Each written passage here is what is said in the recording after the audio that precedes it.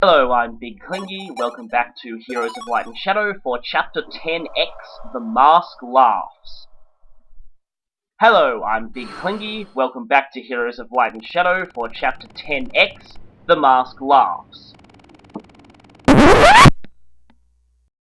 Hey, what are you doing here? What are you doing here? Hey, come on, get out of the video. This is my commentary. No, this is my commentary. I'm the real Big Clingy. No, obviously I'm the real Big Clingy.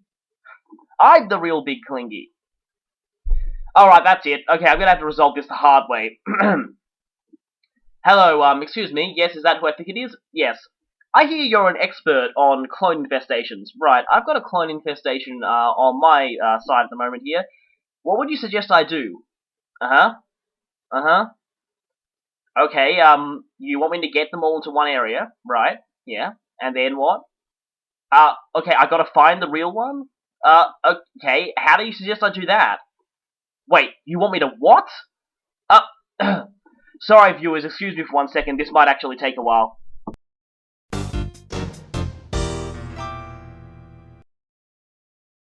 Okay, that should pretty much deal with the clone infestation. But hopefully this mysterious informant's advice will help us in this coming chapter. Anyway, once again we have a very, very short intro to this side quest. The side quest chapters in general are pretty short, but if we look here, Roro. Oh, that's Roro 2. Roro 2-2. Roro 2-2-2. Double Roro. Double Roro. Double Roro. And I'm lost count. But take note of those 3 Roros up the top, because they're the most interesting ones. Unfortunately, they've got killer axes, and given that Berserkers already have a natural crit bonus, that's gonna be nasty. Right, let's check out how's everyone.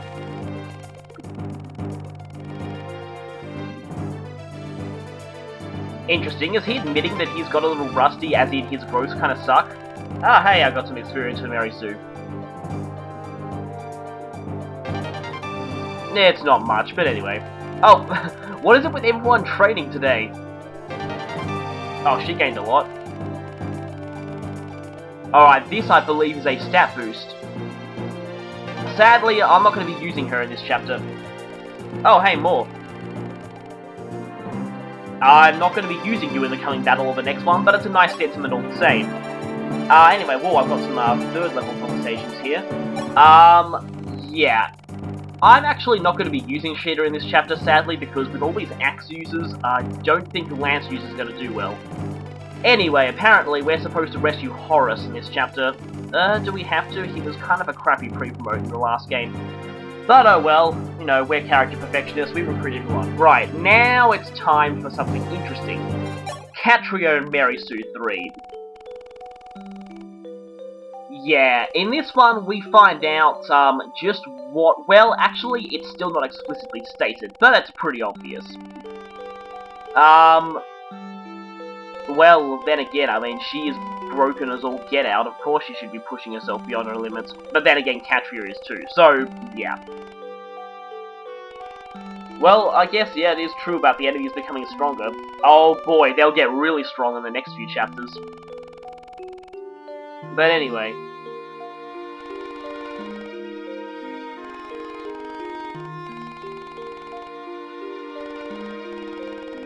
Wait a second, wait, aren't you still worried about Prince Marth then, technically speaking? You're only worried about her because if she died, then Marth would get upset.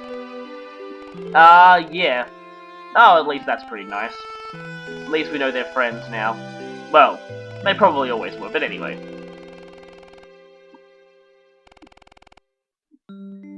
And here comes the "Oh, have a confession to make" scene. Right, the game doesn't explicitly spell it out here, but if you've looked at her previous conversations, you can pretty much put 2 and 2 together. Plus her ending in Shadow Dragon.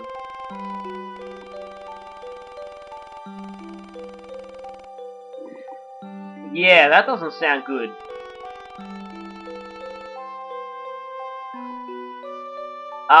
Unfortunately, she isn't actually gonna talk about it just yet. I'm not sure why I keep pausing on those screens, but anyway, yeah. But apparently she actually feels better. yeah, so apparently, thanks to their friendship, she's being able to get over her pain, whatever it is. So what was this pain, you may ask? Well, it should be pretty obvious.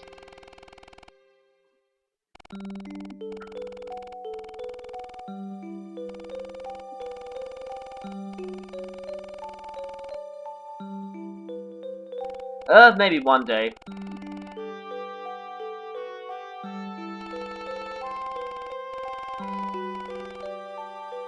Right, now I'll just spell it out for those who haven't figured it out by now. Katria has an unrequited crush on Marth. There's an awful lot of people who have unrequited crushes on Marth, actually. Which is kind of funny. Militia. But at least Katria is kind of more... I don't know. She's not as overt about it as Militia is. Yeah, a lot of people feel sorry for Katria, and there are quite a few people who actually would like to see her get together with Marth for real. Of course, you know, there's Sheeta, but apparently, most, well, at least according to TV tropes, most Katria and Marth shippers are pretty civil to, Sheeta, which, same can't be said for, a certain other type of shipper. But I'm getting ahead of myself anyway. This is a third support conversation with Sheeta. Funnily enough, I get the, supports with the two Pegasus Knights maxed out at the same time. This one's about the cooking again. So basically, yeah, I still probably want to talk about Katria because I find that more interesting. Yeah, again, yep, that's pretty much all you need to know, but, one thing I find interesting, though, if you look at Katria's actual gameplay support bonuses, sadly they don't get actual support compensations, but if you look at Katria's gameplay support bonuses, you'll see that she can go up to a B with Cain. This is kind of interesting, even though they don't get supports or interaction. Does that imply potential shipping fuel there? I don't know. But it's there, and I guess that could be a slight hint. For those also interested, Frey seems to have a bit of an inbuilt support with Pala, which is kind of interesting too. Right, I'll just stop and talk about Merrick's first support conversation, of course, makes an awful lot more sense if it's done right after that previous chapter. And it's all about, yeah, how Altair's fallen and stuff. Presumably, if you use Merrick significantly in the prologue, you'll get this right after you re-recruit him. You obviously can't get this in the prologue itself, because it wouldn't make sense there. But if you used him in the prologue enough, you probably should get it right now. It's also really short, so... yeah, like I said, very short. Anyway, another thing about Katria, that whole, Pegasus Knight with unrequited crush on the main lord thing, that was, repeated in Fire Emblem Awakening. It was the main inspiration for one of the characters in that game. This may be a slight spoiler, so avert your ears if you, care about that kind of thing. It's not major, don't worry. Tiamo is stated to have an unrequited crush on Crom. And, now I'm just giving the boots to Ryan here. There are alright, yeah, I could think you could use them from the status screen too. Ha, who's got the bad movement now? Anyway, back to Tiamo. Yeah, it's, kind of a thing. A lot of the fan base is actually kind of annoyed that you can't pair them. Mostly because of just how outright cruel the game is about it. Tiamo is one of the few females Crom can't marry. What's worse, they don't even get support conversations. Even weirder, Tiamo consistently places really high in character polls, to the point where she got a swimsuit scene, in the, fan service episode, DLC. Which, although, in that very episode, the developers finally decided to throw her a bone, and she, did get a conversation with Crom, which only occurs if Crom is still single, which by the time you've got that DLC, he probably won't be, especially since, like Sigurd, the plot kind of forces him to marry, but I don't want to go into that, that's kind of spoilery. Right, enough about Awakening. About this chapter, you want to bring as many sword users as possible to this chapter. Like all side quests, you have a very limited deployment count here, but you want to make sure as many of the people in your party for this side quest can use swords. just giving Narbal that shard there to help him with his strength. So we want Ogma and Narbal, and at this point we might want to give Sirius a sword too. And Ryan just to weaken/finish off enemies, and swapping Merisu back to Myrmidon. And of course Marth is all set in the sword department. Right, now Sirius needs a nice sword too. And he doesn't need a fire tome. Right then, yeah. Maybe I should break out a silver sword for him. But yes, again, you want as many sword users as possible, preferably ones with high speed and luck, high evasion stats. You're going to need it. Of course, you don't want to forget your healer, and we don't need the thief staff here, seeing as there are no chests, so we can safely replace that. Don't need the silent staff either, because there are no mages. And the unlock staff, that's not really that useful at this point. Well, it's actually going to be quite a while before we can even use the unlock staff, so I don't know why they gave it to you back there. There were no doors in the chapter it was in. Anyway, you probably want to shift your main sword wielders as far forward as you possibly can. Because, yeah, you want to get stuck in quite quickly. You're going to have to wade through an awful lot of Roros in this chapter, and powerful sword users will help you do that. Also, again, high evasion helps. High evasion certainly helps, although it'll only go so far, as you'll see a bit later. So, this chapter actually took me a couple of tries. It can be a bit troublesome at first, mostly because of the constant streams of reinforcements that are in your face right from the very start. But let's save and begin the clone extermination process. I had a couple of outtakes in this chapter, but none particularly worth showing. Most of them were just fluke crits by stupid Roros.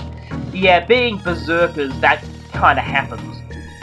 Anyway, right, we now thrust into a conversation between Roro and Horus. I haven't talked about Horus as a character yet, have I? Horus here is basically a knight who served Princess Nina in the last war, but he was forced to betray Arcadia and side with Doluna after they took some villagers hostage. He was just doing everything to protect the villagers, so he wasn't that bad of a guy, even though he was branded as a traitor. And after you saved him, Nina officially pardoned him with the one condition that he serve her unconditionally, and he pretty much chose to do that anyway. So, basically, we're going to have to rescue him from these Roros, a whole bunch of Roros, and we apparently can only end the constant stream of clones if we find and defeat the real one. But first, it's time to talk about Horus.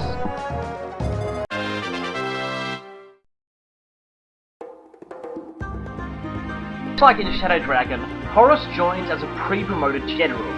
Now, you might want to get used to this, because this is going to be a common theme. From now until pretty much the end of the game, about 90% of characters we recruit are going to be pre-promotes.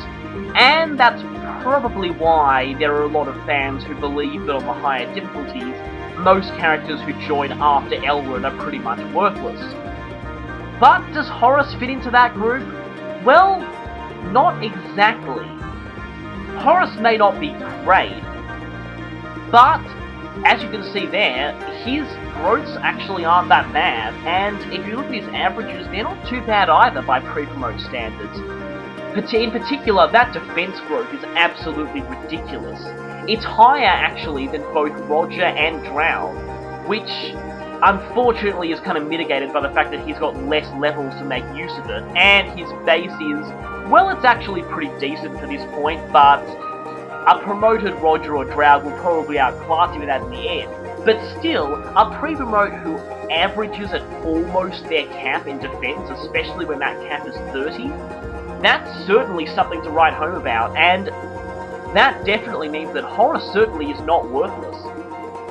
He could have used a bit better strength though. That strength average kind of leaves a bit to be desired. His skill and speed won't be that great. Well, his skill will be alright, but his speed won't be that great, and his luck is still not spectacular either. He does come with good weapon ranks though. He could use Silver Lancers from the start, except he doesn't actually come with one, which is kind of annoying. I would kind of wish he did, since we could then strip his inventory for free items.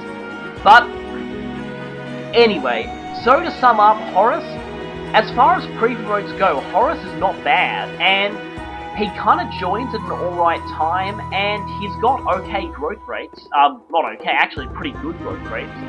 And his bases are alright, actually. They're not awful, certainly, by the standards at this point in the game. So, really, if you want to use a pre-promote, Horus is not a bad choice, actually. And he's certainly a hell of a lot better than a lot of pre-promotes we'll be getting later in the game, but that's another story.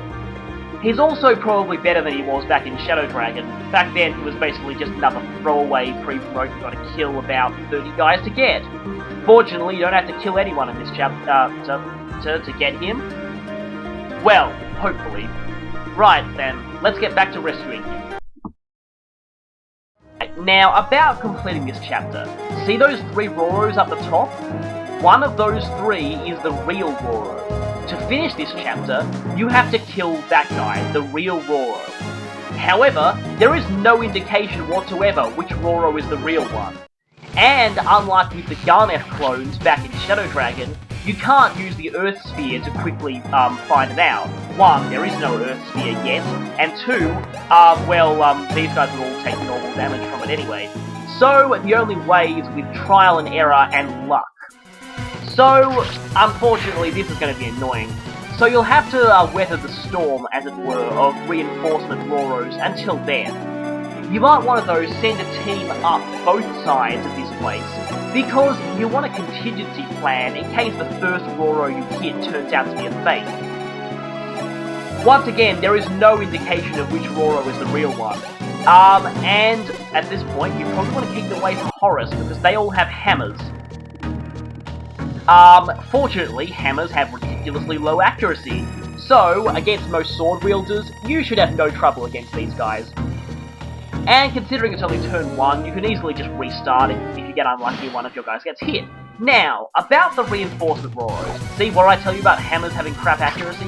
Just make sure you keep away from Horus. In promoted units, Roros give pretty decent experience, and...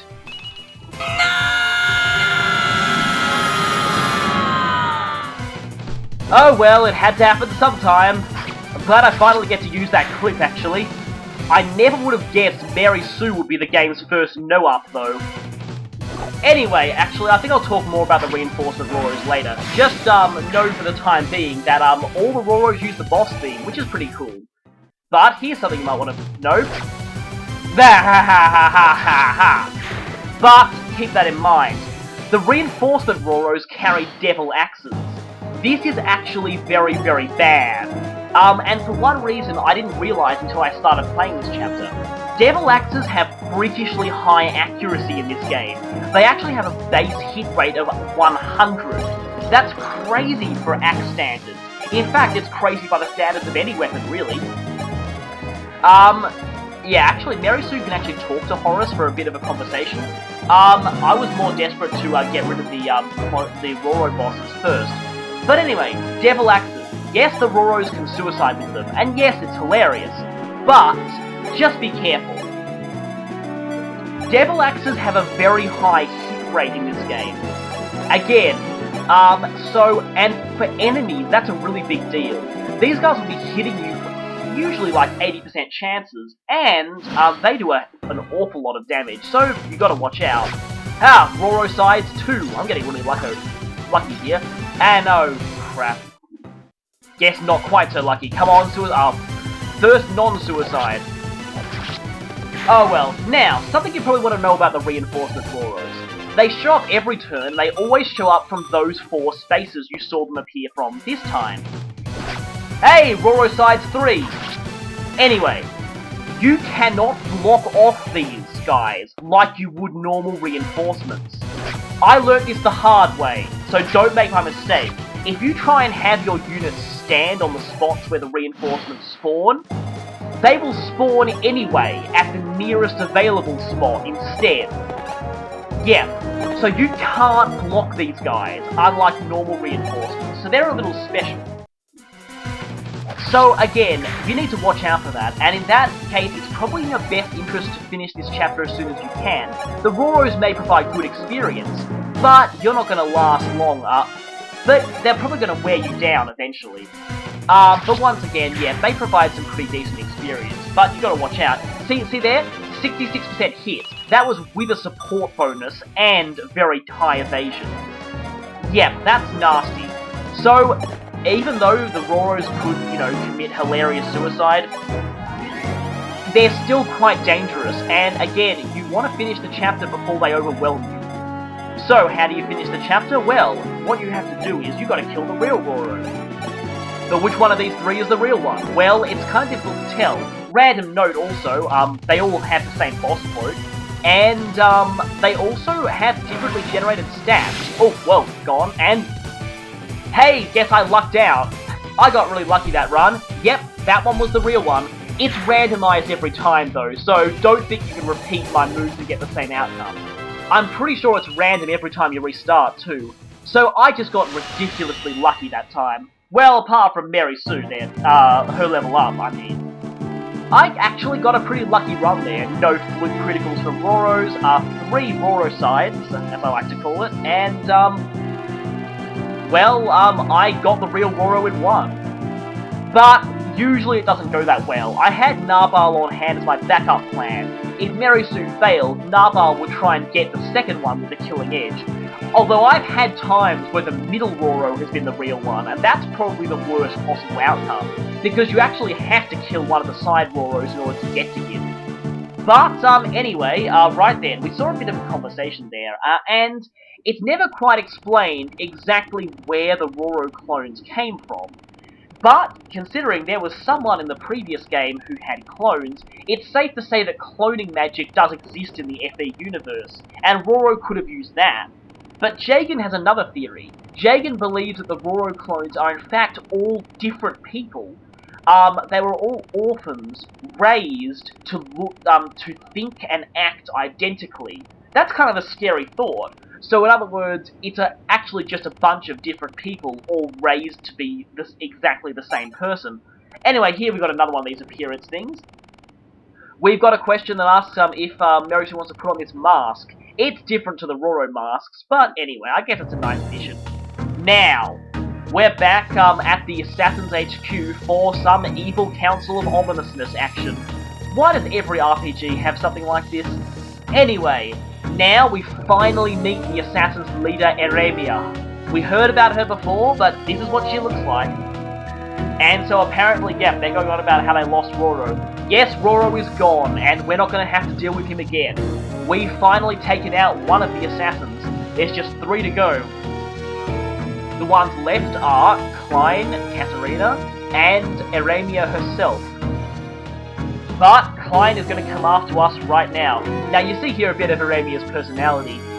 Well, you'll find out why she acts like this before. She basically acts creepily motherly. That's kind of how I describe it. She really creeped me out when I first played this game, actually. Yes. By the way, sometimes some of the English dialogue, that line back there, I believe in the Japanese version, that line more implies something along the lines of exterminate as if they were bugs. So, yeah, she is a bit of a nutjob.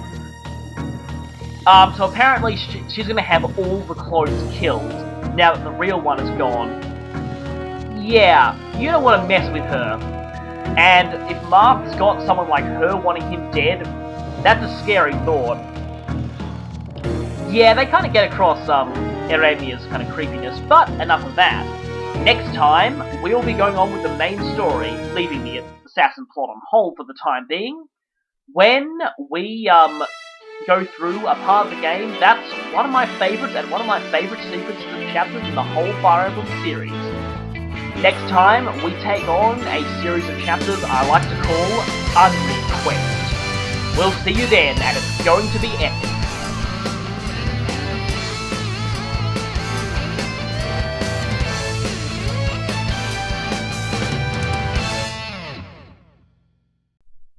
And contain a certain type of enemy that I hate with an absolute passion.